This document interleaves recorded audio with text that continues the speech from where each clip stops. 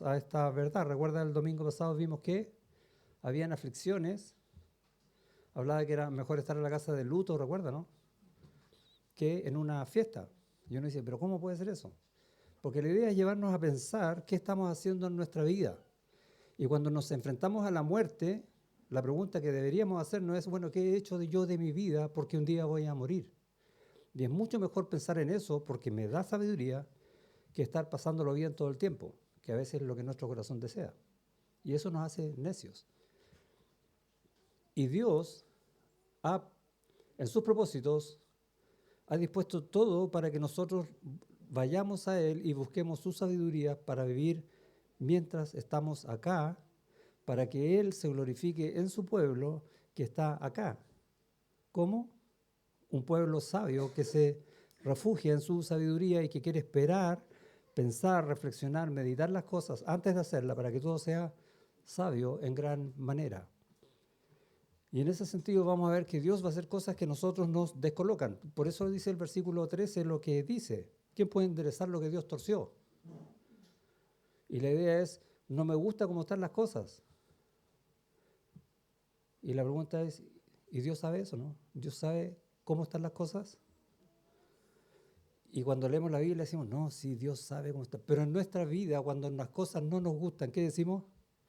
Que no me gustan, pero me olvido de Dios, ¿no? Como que Dios no tiene nada que ver acá. Esa es la diferencia entre una vida sabia, la que veo yo en las Escrituras, y la vida necia, la que veo yo todos mis días. Entonces tenemos que tener mucho cuidado porque la diferencia no es tan grande de pasar de un extremo al otro. Y versículo 14 entonces va a decir, siguiendo esta idea, en el día del bien, goza del bien. Y en el día de la adversidad, considera. Dios hizo tanto lo uno como lo otro.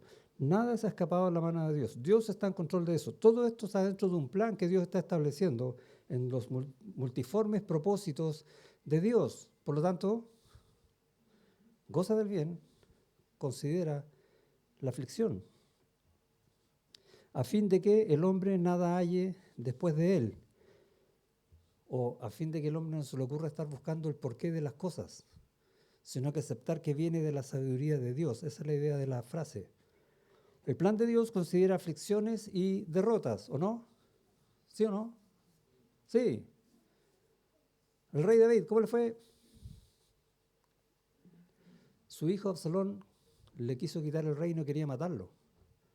¿Cuánta aflicción hay en que un hijo se vuelva contra su padre? Inentendible, ¿no? Bueno, pasó. Y eso estaba dentro de los planes de Dios, ¿o no? Oh, ¿cómo entiendo eso? ¿Se han hecho esa pregunta? ¿No? ¿Cómo puedo entender algo así?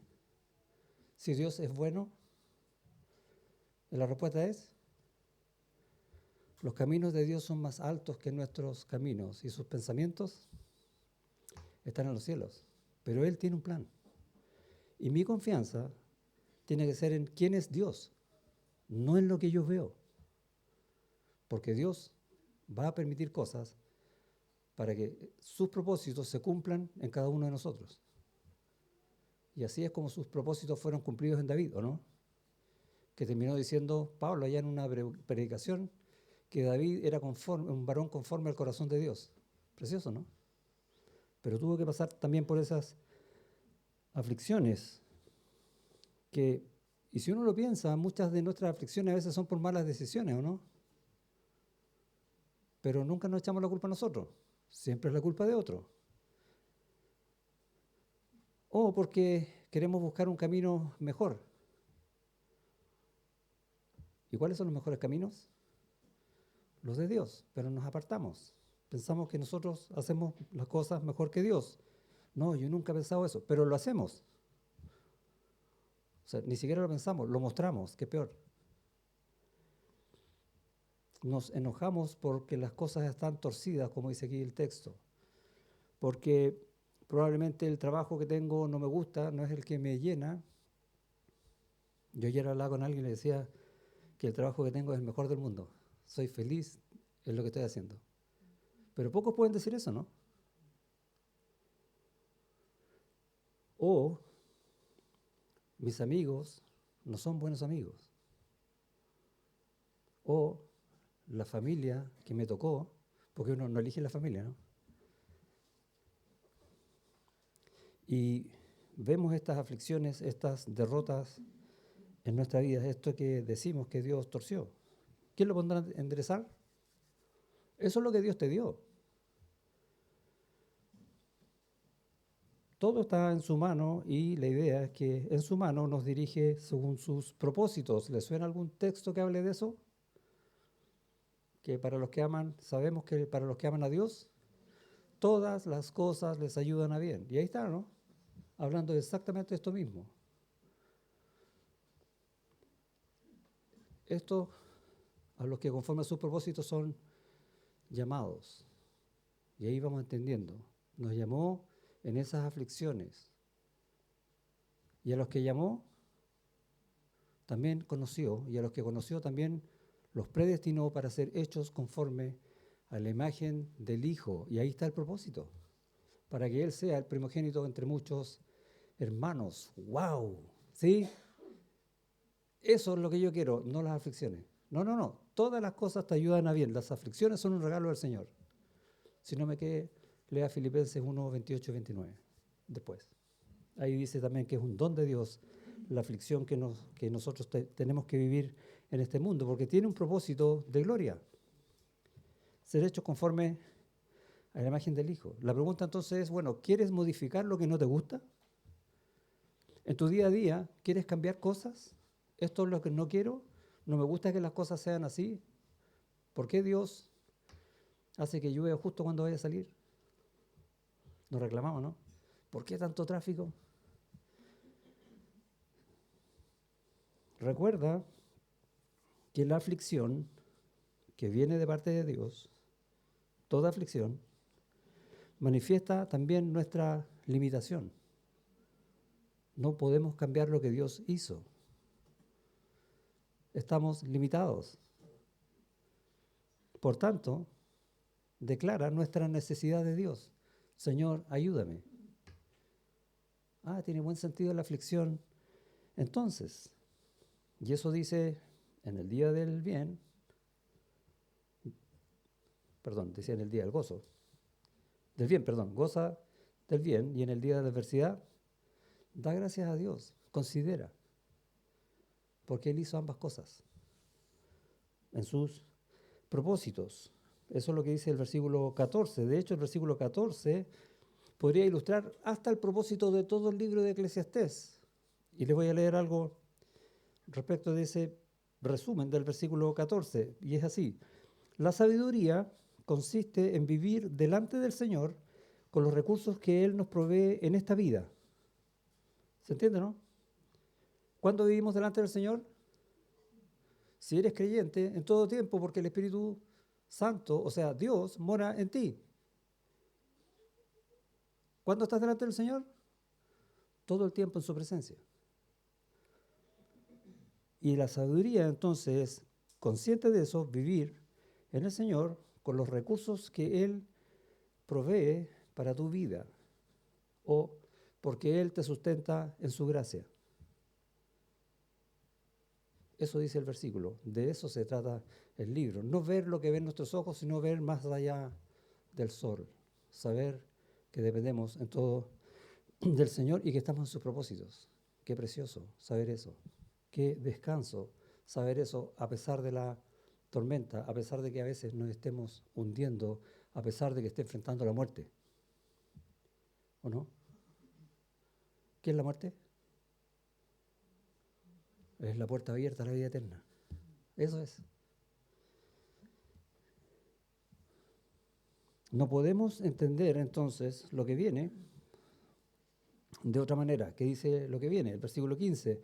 Todo esto he visto en los días de mi vanidad. ¿Cuáles son los días de la vanidad? Bajo el sol. Sin considerar a Dios en mis caminos, en mis situaciones, en mis pensamientos, en mis decisiones, en mis deseos. Salomón pasó por eso, ¿no? Sí, harto tiempo. Por eso él está escribiendo lo que está escribiendo. De hecho, al final va a decir que él buscó aún así sabiduría a pesar de eso. Todo esto he visto en los días de mi vanidad. Justo hay que perece por su justicia y hay impío que por su maldad alarga sus días. El mundo al revés, ¿o no? ¿No leímos nosotros en las Escrituras que si, cuando le hablaba Dios con el pueblo de Israel, que si cumplías la ley, ¿sí?, ibas a alargar tu vida, ibas a tener bendiciones, ibas a poseer la tierra y todo eso? ¿Qué pasó? Y el justo, perdón, y el impío, mía es la venganza, dice el Señor. Y por ahí un poco el tema. Y muchas veces nosotros vamos a ver en este mundo que está todo al revés. De nuevo, ¿cuál es la lente con la cual tenemos que estar mirando esto? Básicamente la perspectiva con que Dios mira esto, que está en el versículo anterior, que eso es lo que nos da sabiduría. Dios está proveyendo en su sabiduría eventos para que nosotros lo busquemos a Él y dependamos en Él, no importa en qué cosa estemos viviendo, porque en eso Él está estableciendo su propósito en cada uno de nosotros. Esa es la sabiduría que nosotros tenemos de parte de Dios. ¿Okay? Teniendo eso en mente, vamos a entender entonces por qué el mundo anda al revés. ¿Por qué por más que me esfuerce, no rinde? En este mundo, todas las cosas parecen estar al revés porque lograr tener éxito haciendo las cosas bien es extremadamente difícil. Hay que estudiar ¿cuántos años para tener una profesión? ¡Uf! Y todo el tiempo. Y además te tiene que ir bien. Y después logras un trabajo y tienes que hacerlo bien y levantarte temprano para llegar a la hora y hacer las cosas con excelencia. Y resulta que hay un ascenso en la empresa y ¿quién asciende? El flojo. ¿Por qué? Porque era amigo del jefe. Pasa eso, ¿no? Harto. El mundo de los pitutos, ¿le suena, no? El mundo al revés. O sea, el que hace las cosas mal tiene premio y el que hace las cosas bien se aprovechan. ¿No es así? ¿Por qué el mundo será así? ¿Se le ocurre alguna respuesta, no? Por causa del pecado. Por eso es así. ¿Y quién es pecador? Yo. O sea, por mi causa también. ¿De qué me quejo? Esa es la perspectiva de Dios. Ahora, ¿quiere Dios que yo me ponga malo para ganar más rápido lo, comillas, bueno? No, ¿cierto? El premio del justo es de Dios, no es del mundo. Ahora, que Dios te pueda premiar con cosas en este mundo, sigue siendo de Dios, no del mundo. Pero no busquemos los premios del mundo, sino que demos gracias a Dios es que Él nos los da. La gente mala entonces obtiene rápido lo que quiere y hasta le va mejor. Vemos eso en la Escritura, ¿no? Vayan al Salmo 37. Ese es un salmo que a mí siempre me complica leerlo porque vivimos muchas veces en esas situaciones. David, que es el que escribe este salmo, nos enseña que nos cuesta aceptar esta realidad. Y en el Salmo dice, versículos 2 y 3, partamos del 1, perdón. No te impacientes a causa de los malignos, ni tengas envidia de los que hacen iniquidad. ¿Por qué sería eso? Porque les va bien. ¿Y cómo me va a mí? No tan bien. Porque, y ahí mira la respuesta, porque como hierba serán pronto cortados y como la hierba verde se sacarán. Ellos tienen un fin. En el fondo es, no te preocupes por lo de ahora. Considera que Dios, Él te escogió en Cristo para ser de Él y llevarte a vida eterna. Y en cambio el otro, gozando de los bienes de este mundo, rechazó al Señor y va a condenación perpetua, eterna. ¿Qué es lo que más te importa? Es un tema, ¿no? Pero en el día a día, ahí tenemos la lucha. Y es interesante este salmo para hacernos ver esta verdad. Más adelante, versículos 7 al 9. Guarda silencio ante Jehová y espera en él. Y es lo mismo que nos está diciendo Salomón aquí en el capítulo 7 de Eclesiastés, ¿no? Considera el día de la aflicción. No te alteres con motivo del que prospera en su camino, porque el hombre que hace maldades, por el hombre que hace maldades, deja la ira y desecha el enojo. ¿Nos pasa eso, no? Digan que sí, sí, sí nos pasa. Sí, pero callados, sí. Nos pasa y nos da rabia que el que hace el mal, que el que engaña, que el que miente le va bien. El que roba, se hacen ricos. Deja la ira y desecha el enojo. No te excites de manera alguna a hacer lo malo. Ten cuidado. Porque el día que tú te enojes, ya caíste en el mal. Y caer en otro mal después de ese es muy fácil. Una vez que estás en un pecado, seguir pecando no cuesta nada. Cuidado con tomar ese camino. Como dijo Cris más temprano, cuidado con desviarte un grado. Tenemos 180 grados para desviarnos, pero con uno basta.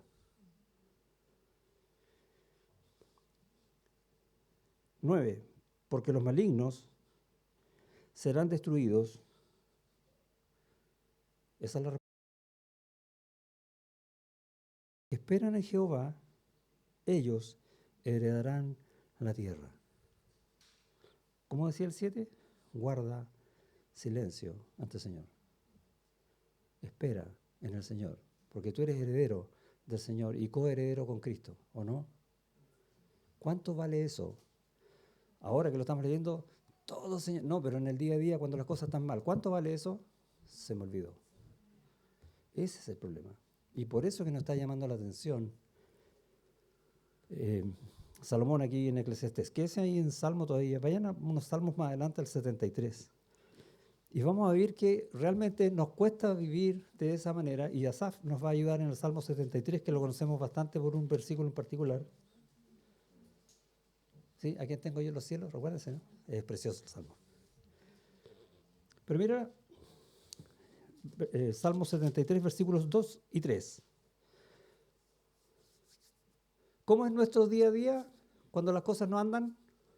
O están todas en contra, nos llueve sobre mojado, se puso todo oscuro, me caen piedras, etc. La gente habla mal de mí, la gente miente acerca de mí, la gente murmura en contra mía. ¿Cómo es nuestro día? Espera en el Señor. Difícil, ¿no?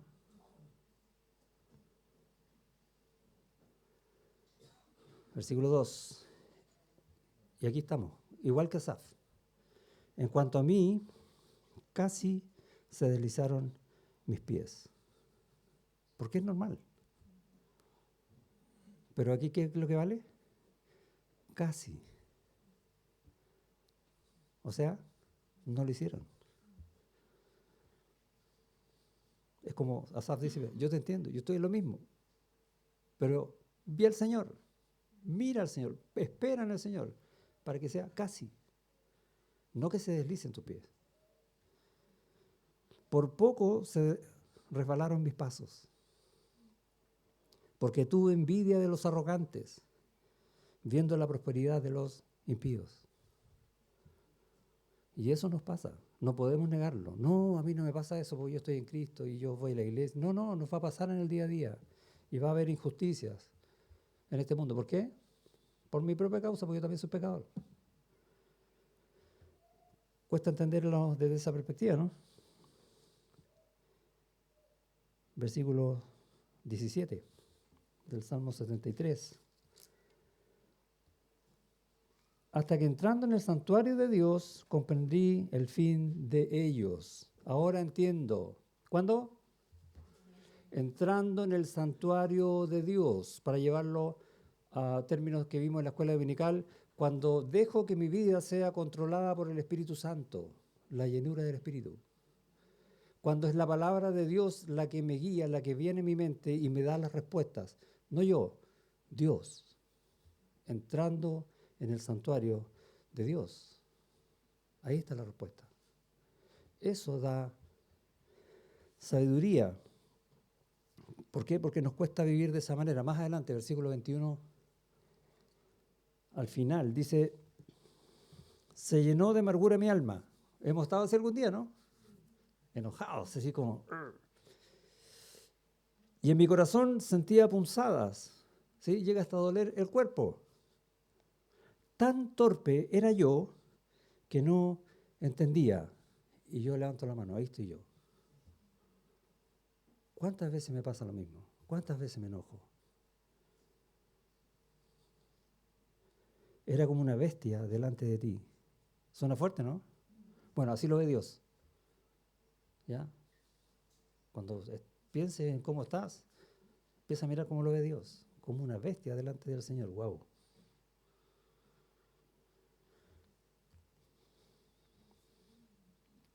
Con todo, yo siempre estuve contigo. Y es re interesante este versículo, ¿sabes? Yo le hago una traducción. Perdón, Señor, por traducir tu escritura.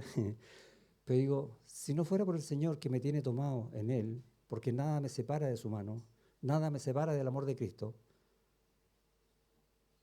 Él siempre me tiene con Él, en vez de yo siempre estuve contigo. Y doy gracias a Dios por eso. Me tomaste de la mano derecha, y ahí está. La idea de la mano derecha es que la mano con el poder, ¿no?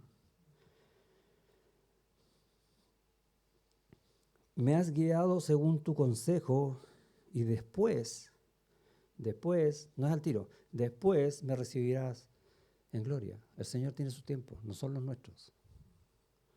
No apures al Señor, espera en Dios. ¿Por qué? Versículo 25. La idea es que nuestro corazón caiga ahí en el versículo 25. ¿A quién tengo yo en los cielos sino a ti? ¿Sí? Y después mira acá. Y fuera de ti nada deseo en la tierra. Wow. ¿Cómo estaba? Mal, ¿o no? Eso está diciendo Asaf. Casi caí. Tuve envidia. Era como una bestia. Pero ahora veo lo que no veía. A ti. Y fuera de ti, ¿qué vale el otro? Ni siquiera yo. Mi carne y mi corazón desfallecen, mas la roca de mi corazón y mi porción, mi vida, es Dios para siempre. Y uno debería terminar aquí la predicación y quedamos, wow, ¿sí o no? Pero vamos a seguir. Pero es que es tremendo. Salomón nos quiere llevar a esto, a que entendamos que nuestra vida, no hoy día, porque hoy día estamos leyendo la Escritura y estamos todos en el mismo sentir y diciendo, sí, Señor, eso es lo que yo quiero. No, el miércoles a las 4 de la tarde, qué sé yo lo que va a pasar, pero algo va a pasar. Ahí. ¿Sí? ¿Se entiende la idea?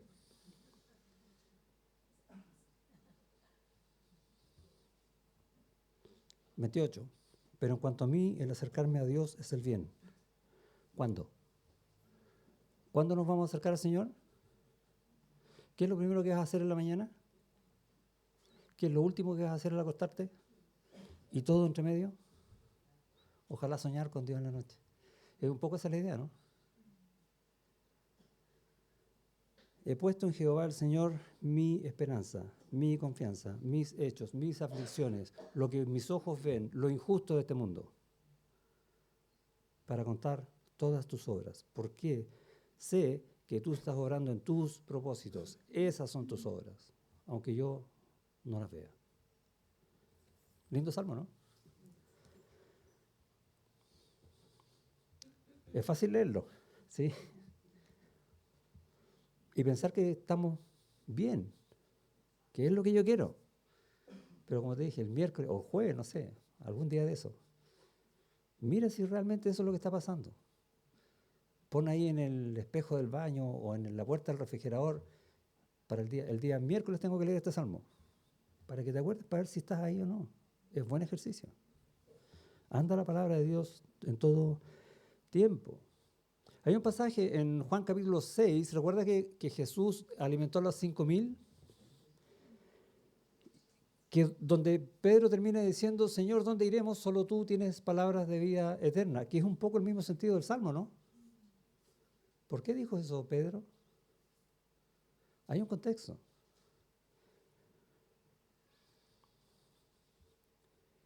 Jesús alimentó a los 5.000 y los siguieron. Todos, dice, eran sus discípulos. No estoy hablando de los 12, estoy hablando de un montón de gente. ¿Qué querían de Jesús? Mira, anda Juan 6.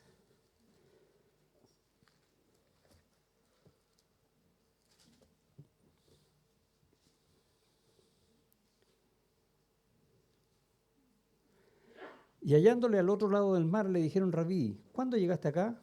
Estaba preocupada la gente de Jesús, ¿cierto? Respondió Jesús y les dijo: de cierto os digo, me buscáis, no porque habéis visto señales, sino porque comisteis el pan y os saciasteis. O sea, me están buscando por la bendición, por lo que sus ojos ven, por lo que sus bocas comen. No por mí. ¿Y cuántas veces nosotros hacemos lo mismo? Y nos desesperamos y nos ponemos a orar para que el Señor nos saque de algo, para que el Señor me dé algo que yo quiero, pero no oro para decir: Señor, tú eres grande, tú eres el Rey de mi vida. Es lo mismo.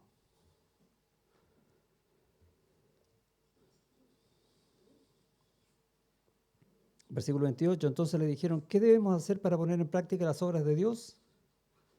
Respondió Jesús y les dijo: esta es la obra de Dios, que creáis en el que Él ha enviado. Entrega tu vida a Cristo. Si no lo has hecho aún, entrega tu vida a Cristo. Solo en Él tienes salvación, solo en Él tienes bendición, solo en Él tienes vida eterna. Y el propósito de Dios en tu vida para siempre. Fuera de Él vas a necesitar todo el tiempo pan. Y vas a buscar nada más que eso, pan. Yo soy el pan de vida. Dijo eso, ¿no? Aquí mismo. Voy a adelantarme algunos versículos. 66. Desde entonces muchos de sus discípulos volvieron atrás. Y ya no andaban con él. Dijo entonces Jesús a los 12: ¿queréis acaso iros también vosotros? Esa es la pregunta diaria, ¿no? ¿Qué es lo que estás buscando? Le respondió Simón Pedro: Señor, ¿a quién iremos? Y ahí está el contexto. Volvamos a Eclesiastés.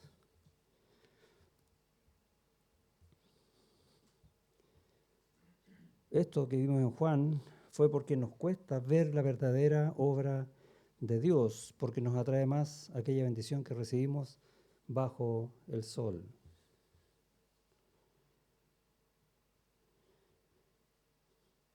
El predicador quiere entonces que veamos cuán necesario es vivir en el temor de Dios.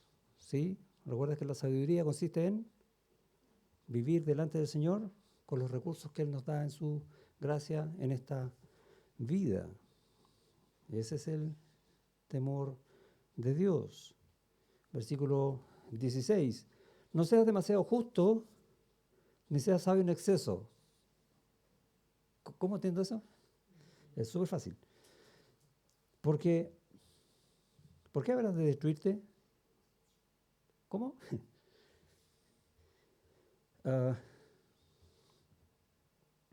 La idea es, no hay que exagerar. ¿Quién es justo entre nosotros? Yo soy el más justo. ¿Sí? No. Un poco a eso. ¿Quién es el más sabio entre nosotros?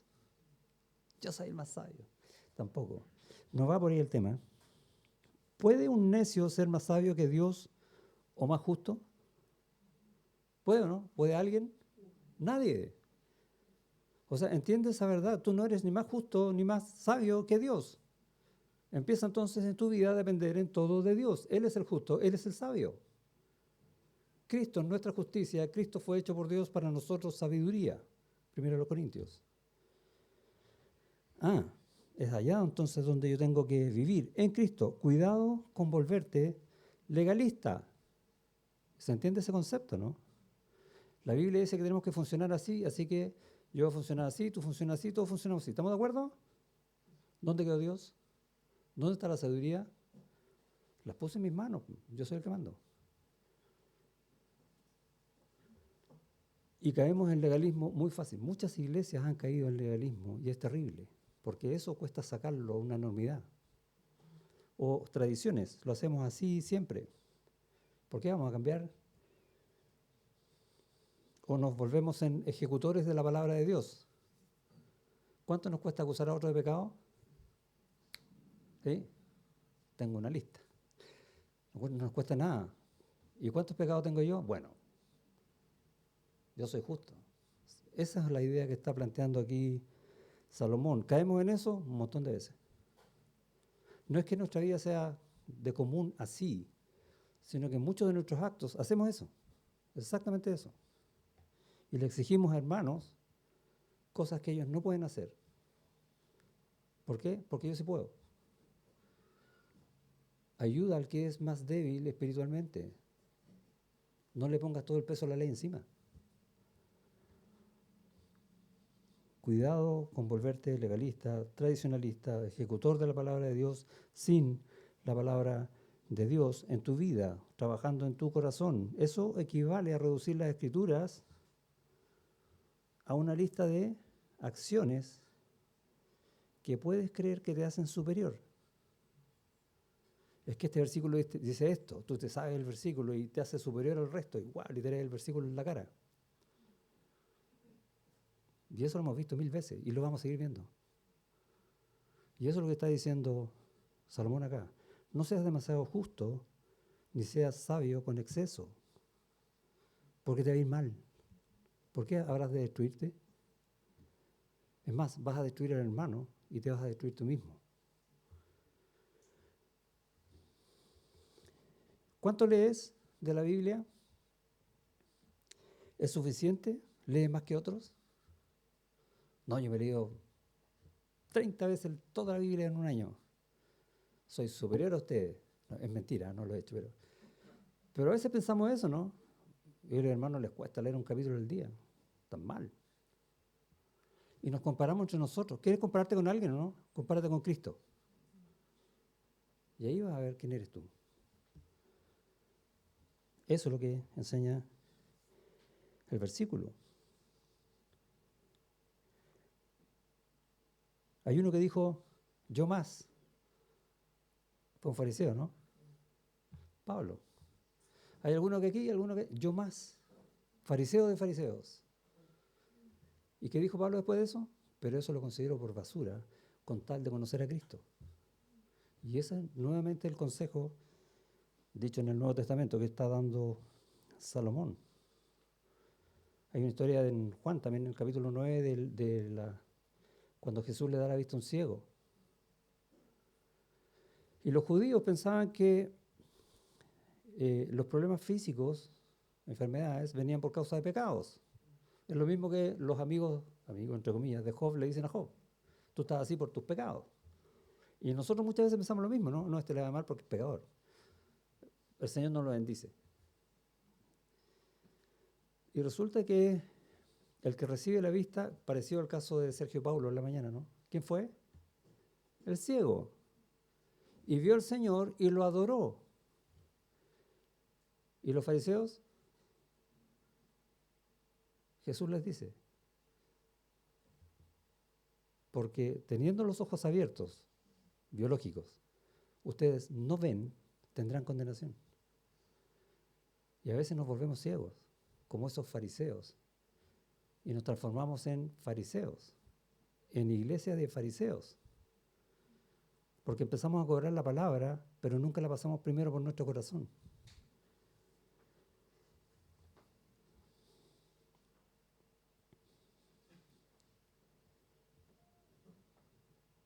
Piensa, o ten temor de Dios, es la idea, antes de juzgar a otro. Es fácil juzgar a otro, ¿no? De hecho, todo el tiempo lo hacemos, de una u otra manera. Porque cuando juzgas a otro, lo destruyes y también te destruyes a ti mismo, dejando de amar a ese otro, a ese que Jesús pagó el mismo precio que pagó por ti. O sea, tú te estás declarando una justicia superior a la del Señor, ¿te das cuenta, no? Pero no lo piensas. Y dejas de disfrutar la bendición de vivir en iglesia. Y empezamos a armar grupos. Con estos sí, con estos no. Y a veces pasa eso mismo dentro de nuestras familias.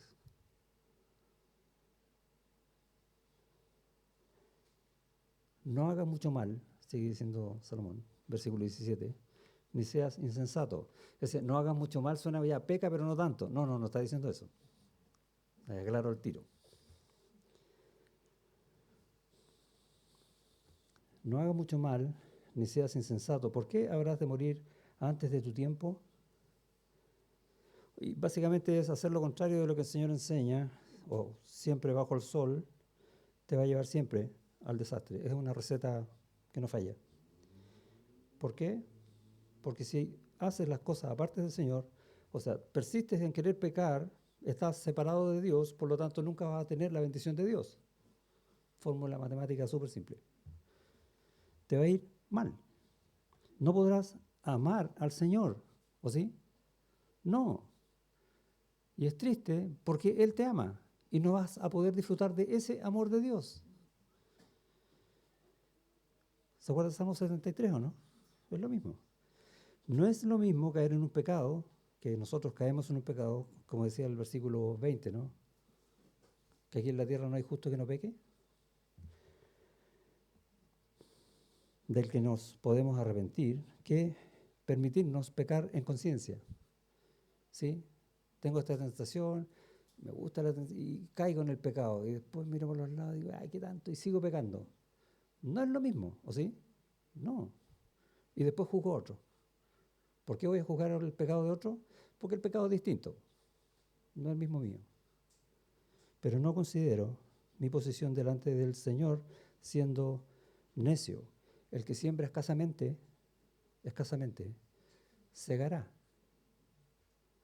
Si bien ese versículo está dentro de un contexto de las ofrendas, también se aplica a la vida espiritual, al amor del Señor. Si yo amo escasamente, ustedes continúan la frase. No seas necio ni trates de ser mejor que el buen consejo. ¿Se entiende la idea, no? Hay un consejo del Señor. No trates de superarlo. Solo teme a Dios. Bueno es que tomes esto. Y también de aquello no te apartes, no se aparte tu mano, no apartes tu mano, porque aquel que a Dios teme saldrá bien en todo. O sea, no te vayas a los extremos, teme al Señor. Recuerda que todos compareceremos ante el tribunal de Cristo. ¿Sí? 2 Corintios 5:10. Él nos está esperando, Él sabe lo que estamos haciendo, Él sabe cuántas coronas estamos ganando o dejándonos perder aquí, en este tiempo, ahora. La sabiduría fortalece al sabio más que a 10 poderosos que haya en una ciudad. Los poderosos son, podríamos decir, los gobernantes, ¿ya? Y la idea es que haya un gobernante que sea bueno en una ciudad. Puede haber uno, ¿no? Un gobernante bueno en una ciudad, difícil, ¿cierto? Ya, 10. Entonces este versículo está exagerando, ¿sí? Mira, es mucho más que lo imposible. ¿Qué cosa es más? La sabiduría fortalece más al sabio que cualquier cosa que te parezca imposible. El hombre que vive según la sabiduría que proviene de Dios, la que proviene de lo alto, se somete a Dios, ¿sí o no? Yo sé de dónde viene mi sabiduría, no es mía, es de Él. Por lo tanto, yo dependo en todo de Él y de su poder, porque su poder se perfecciona en mi debilidad y podríamos decir en mi necedad, en mi falta de sabiduría. Y el que tiene falta de sabiduría, pídela a Dios, el cual da a todos sin reproche y abundantemente. De eso yo dependo. Por tanto, tendrá mayor fortaleza ante las pruebas, ¿sí o no? Voy a entenderlas mejor. Y prosperidad de lo que exista en una ciudad que sea así, con esos 10 gobernantes. Ahora, esto no es un tema que lo hice una vez y listo, ya estoy listo, ya sé cómo tengo que vivir mi vida, porque voy a volver a caer. No nos creamos el cuento de que porque una vez fuimos sabios vamos a ser sabios siempre. ¿Se acuerdan de Demas? Trabajó con Pablo. Junto con Pablo predicó el Evangelio, aconsejó hermanos, levantó iglesias. ¿Cuánta bendición hubo ahí? ¿Y qué dijo Pablo al final? Demas me ha abandonado amando más las cosas de este mundo. ¿Qué le pasó? Se creyó sabio. Dejó la sabiduría o de depender de la sabiduría de Dios. O sea, eso nos puede pasar, no importa cuánta obra para el Señor y cuántos años hayamos estado sirviendo genuinamente al Señor. Basta una vez y te deslizas. La sabiduría nos ayuda a ver la vida más allá del sol, la perspectiva divina. Nos permite escoger qué acciones tomar para alcanzar los mejores fines. O dicho de otra manera, para andar en la voluntad del Señor. Muchas veces te preguntas, bueno, ¿qué tengo que hacer para que sea la voluntad del Señor? O ¿cómo sé yo cuál es la voluntad del Señor para esto? Y implícitamente en esa pregunta, ¿qué es lo que hay? Y tienes que reconocerlo. Dime cuál es el truco. Porque quiero hacer eso para estar en la voluntad del Señor. ¿Sí? Pero si el truco, para seguir con la palabra, fuera, tienes que deshacerte a ti mismo para que el Señor haga todo nuevo de ti, tú decías, no, mucho. No estoy dispuesto a eso. ¿Por qué tengo que sacrificarme? No funciona así. Si tú quieres estar en la voluntad del Señor, tienes que depender de Dios en todo, siempre. Énfasis en todo y siempre. No un rato. No un ya gané y sigo, no.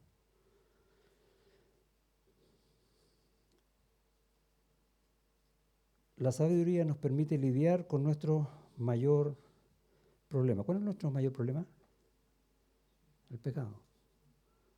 Con nuestro corazón que es engañoso y perverso más que todas las cosas.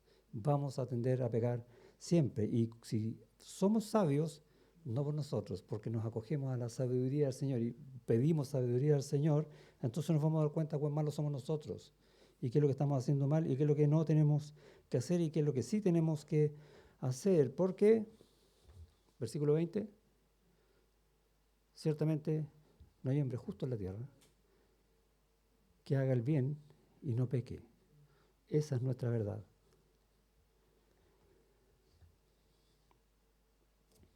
Al final del texto, y voy a hacer un paréntesis, Salomón va a hablar acerca de unas mujeres. Básicamente lo que quiere establecer aquí es que muchas veces vamos a caer en pecados sexuales o algún tipo de perversiones. ¿Por qué? Porque las pasiones a veces nos llevan. Si nosotros somos inocentes, hoy la pasión me llevó. ¿Ok? Y un poco hablando de ese sentido, va a decir, versículo 25, me volví y fijé mi corazón para saber y examinar e inquirir la sabiduría y la razón para conocer la maldad de la insensatez y el desvarío del error. Ya, eso es lo que está buscando Salomón. Y he hallado, mira la respuesta, más amarga que la muerte, la mujer cuyo corazón es lazos y redes. ¿Qué mujer? Uno podría pensar que está hablando de todas las mujeres. No. El mismo Salomón, el que escribe en Proverbios 31, la mujer virtuosa, alaba, es un poema precioso, de alabanza a la mujer que es justa delante del Señor, que es sabia y que busca al Señor. Por lo tanto, no está hablando, se entiende, de todas las mujeres, sino que muy probablemente de las mujeres que él tenía. ¿Qué pasó con las que él tenía? Primer libro de Reyes, capítulo 11, hicieron desviar su corazón a los ídolos. Porque eran mujeres como las describe en este texto. Y va a decir, y sus manos ligaduras. Y es interesante cómo la define, porque cuando el hombre cae, o cualquier persona, estamos hablando de sexo opuesto, ¿no? en estas pasiones que enceguecen, no, si es ella, no hay otra más que ella y solo ella, etcétera, sin considerar a Dios en el camino, quedas amarrado. Mire, como dice el texto, cuyo corazón es lazos y redes, y sus manos ligaduras, esposas, no esas esposas, la otra esposa, la de la mano, ¿sí? El que agrada a Dios escapará de ella, mas el pecador quedará en ella preso. Cuidado con ese tipo de pecados. Si no obedeces a Dios, caerás en las redes de personas así y de pecados sexuales que involucran todo tu ser, tu mente, tus sentimientos, tu cuerpo. El consejo es hacernos conscientes de la gravedad de los pecados sexuales, de nuestras pasiones. Cuidado con nuestras pasiones, somételas al Señor. ¿Cuánto te va a doler eso? A lo mejor todo, por un tiempo, por un rato. Porque la bendición es eterna. Pero nosotros queremos las cosas ahora, bajo el sol. Cuidado con eso. Cerramos el paréntesis del final del capítulo. Versículo 21-22 dice, mira, vive en el temor de Dios, consciente siempre que estás en su presencia, ¿cierto? Hay perdón del Señor en su presencia, pero las consecuencias de pecar pueden ser terribles. Y a lo mejor no terminan. Huye de las pasiones juveniles. ¿Se acuerdan de José con la mujer de Potifar? Huye. No digas, te pongas la mano así como, no quiero ver. No. Huye. Acuérdate que también tú has pecado. Y eso es lo que hablar ahí en el 21-22 acerca del chisme. ¿Sí? Cuidado con las cosas que se hablan y cuando se habla mal de ti, porque tú también has hablado mal. Santiago capítulo 3 dedica todo un capítulo a hablar acerca del pecado de la lengua.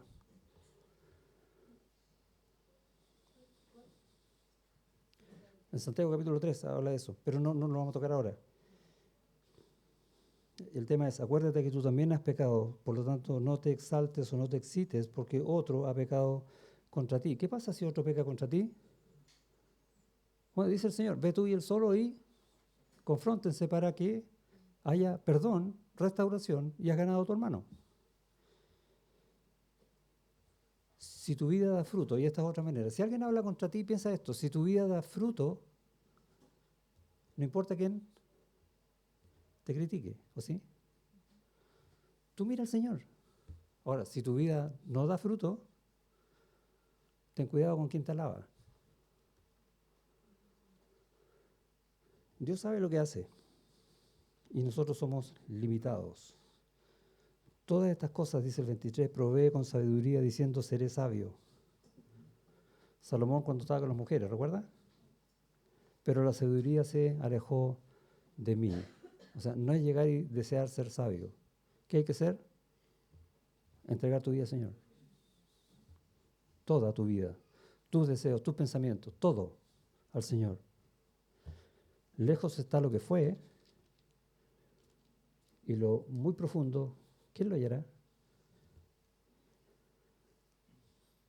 Por muy sabios que seamos, somos limitados para entender por qué Dios permite que ocurran cosas en el tiempo que ocurren esas cosas. Él sabe cómo cada cosa que ocurre afecta a todo lo demás.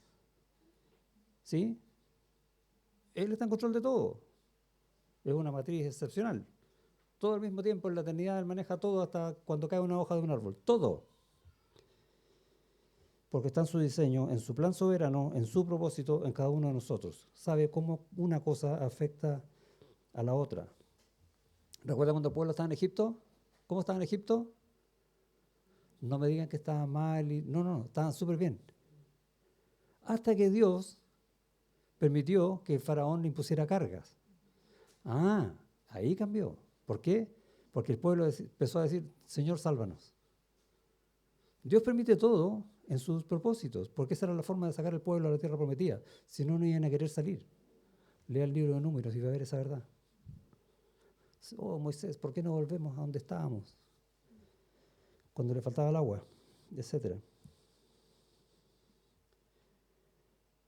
O Habacuc, cuando vio que Dios iba a enviar al pueblo más malvado de todos para hacer cautivo a Israel. Y entendió el plan de Dios. Aunque la higuera no florezca, ¿sí? Cambia la perspectiva cuando lo vemos desde el punto de vista de Dios. Cuán insondables son los pensamientos del Señor. Oh profundidad de las riquezas, de la sabiduría y de la ciencia de Dios. Cuán insondables son tus juicios e inescrutables sus caminos, dice Pablo ya en Romanos. ¿Cómo debemos entender las cosas? Respuesta, no podemos. ¿Por qué murió tal persona? Dios sabe. ¿Por qué no pudo vivir unos años más?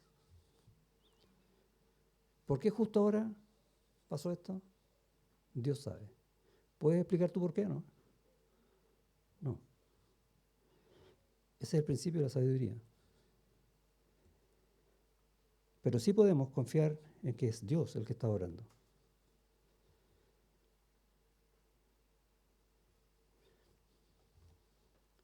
Tenemos que entender que el mundo hoy no es como Dios lo creó.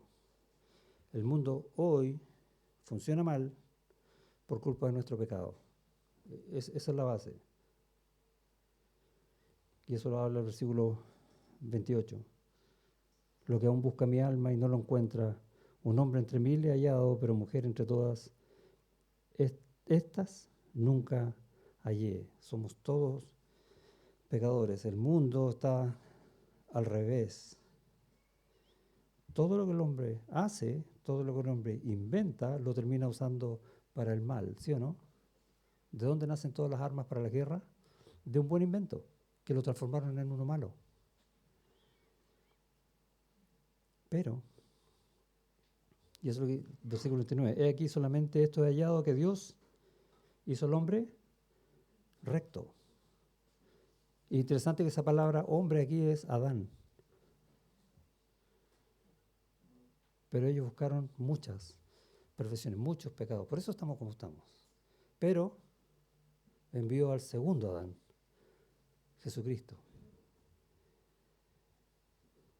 para que a pesar de nuestras muchas perversiones, todas ellas sean perdonadas en Él, pagando el precio de nuestras perversiones en la cruz para darnos vida, para darnos salvación, para darnos sabiduría. El único que era perfectamente bueno en un mundo imperfecto. O el justo que murió joven. ¿Por qué tiene que morir joven si es justo? Ahí tenemos respuesta, ¿no? El plan de Dios es perfecto. Venid a mí, todos los que estéis trabajados y cargados, y yo os haré descansar. Ahí está la sabiduría de Dios. Ese es el llamado del Señor para nuestras vidas por medio de Salomón hoy. Oramos. Gracias, Señor, te damos por estos proverbios, por estas verdades que nos ayudan a entender que por mucho que pensemos que estamos haciendo las cosas bien, tenemos que hacerlas en ti. Esa es la única manera de no fallar o de darnos cuenta que creemos ser más justos de lo que somos o que a veces nos creemos mejores que tú en nuestros actos. Gracias por esta palabra que nos ayuda a entender que debemos vivir siempre en el temor tuyo, con esa sabiduría que nos ayuda a saber que tú nos sustentas en tu gracia a pesar de nosotros, porque tú estás cumpliendo en todo eso tus propósitos. Gracias te damos porque es así. En el nombre de Jesús. Amén.